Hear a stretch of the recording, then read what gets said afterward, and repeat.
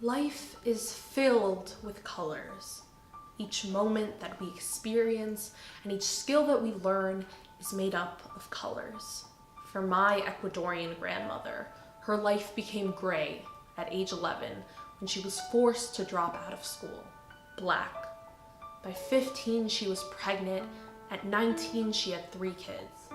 Her husband, my grandfather, left for America because there was no work in Ecuador. She had no way of supporting her children or her aging grandmother. Gray again. My grandfather was in New York on a work visa, and my grandmother applied to visit him. She told the immigration officer that she was only planning to stay for a month.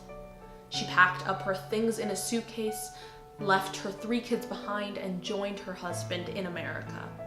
Red, white, and blue were added to her paint palette when she arrives in the land of the free and the home of the brave. She traded in her poncho for some bell-bottom jeans and her beloved Andean condor for a bald eagle. What awaited for her beyond the doors of JFK Airport was her new life. Yellow, yellow, yellow everywhere. The streets could have been mistaken for gold. She could smell the opportunity, taste it even.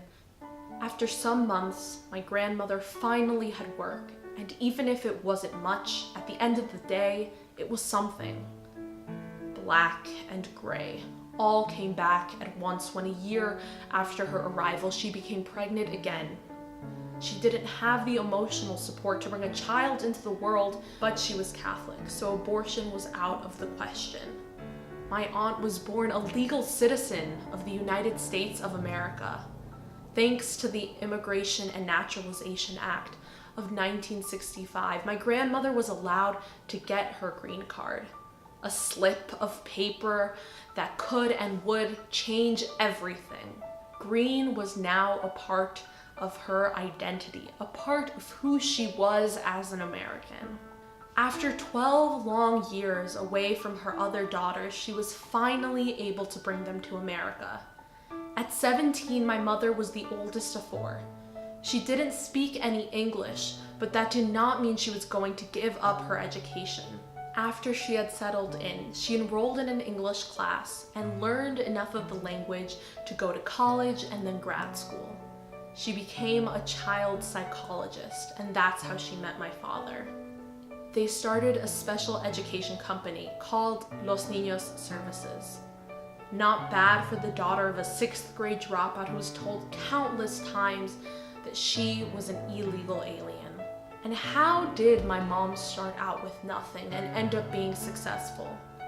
Because she knew that her mom had sacrificed everything to give her children better opportunities in life. She wasn't going to throw away her chance at the American dream. In our beautiful mosaic of America, white is not the only exquisite color. Immigrants from all nations have added beautiful shades and tones, and they will not stop. We need the amber in our palette for our amber waves of grain, and purple for our purple mountain majesties. My grandmother and mother had quite the palette of darker colors, but they did have swirls of purple and splashes of yellow.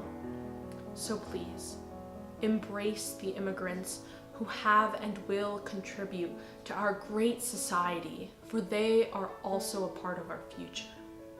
The next time you see an immigrant, instead of giving them your cold shoulder, offer them your hand.